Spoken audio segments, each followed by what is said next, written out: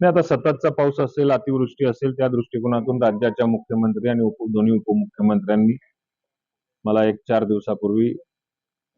एक सूचना दिली आणि मराठवाडा आणि विदर्भातल्या काही जिल्ह्यांमध्ये जाऊन प्रत्यक्ष जाऊन आढावा हा त्या जिल्हाधिकाऱ्यांकडनं घेऊन त्याचे प्रस्ताव तातडीने आयुक्तांमार्फत शासनाकडे सबमिट करण्याच्या दृष्टिकोनातून प्रक्रिया लवकर झाली पाहिजे, या दृष्टिकोनातून आजचा हा मराठवाड्यातला खऱ्या अर्थाने माझा दौरा आहे.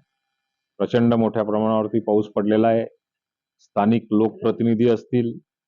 आमदार असतील, स्थानिक वेगवेगळ्या पक्षाचे कार्यकर्ते असतील, आता बऱ्याचशा राष्ट्रवादी काँग्रेस पक्षातल्या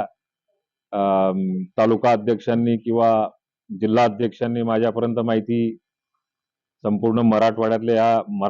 आपलं नांदेड असेल, हिंगोली असेल, परभणी असेल, या तिन्ही जिल्ह्यातली माहिती दिलेली आहे. आमच्यासोबत आमदार विटेकर सुद्धा आहेत. आता आम्ही प्रत्यक्ष त्या जिल्ह्यामध्ये जाऊन तो आढावा घेतला जाईल आणि याचे पंचनामे करून शासन स्तरावरती आल्यानंतर लवकरात लवकर कशी मदत देता येईल याच्यावरती विचार होईल. शेती सहित पशु बरेच प्रमाणामध्ये हे झालेले आता पुराच्या हानीमुळे पशुधन असेल, तुमचं मनुष्याची हानी झाली असेल, मृत्यू कोणी व्यक्ती झालेले असतील, विजेचे खांब काही ठिकाणी तुटलेले असतील, गावामध्ये घरांमध्ये पाणी शिरलेलं असेल, अनेक प्रकारच्या ज्या आपत्ती आलेल्या असतील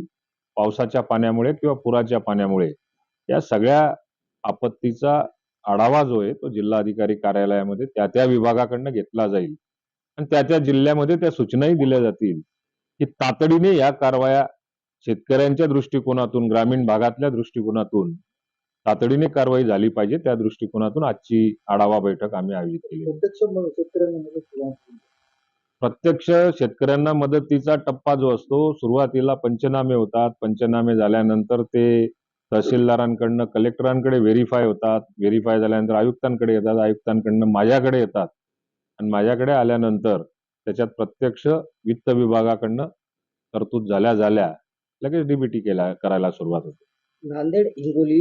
या मार्गाचा रस्ता जे नांदेडवरनं जातो, पासदगाव येथे मुख्यमंत्री एकनाथभाई शिंदे यांच्या हस्ते भूमिपूजन करण्यात आलं होतं त्या पुलाचं, पण अद्याप त्या पुलाचं काम चालू झालं नाही. त्यामुळे या वर्षी देखील एक शेतकरी वाहून आता या विषयाचा माझा काही फार संबंध नाही, मला माहिती नाही, त्यामुळे या विषयावर बोलण्यात काही अर्थ नाही.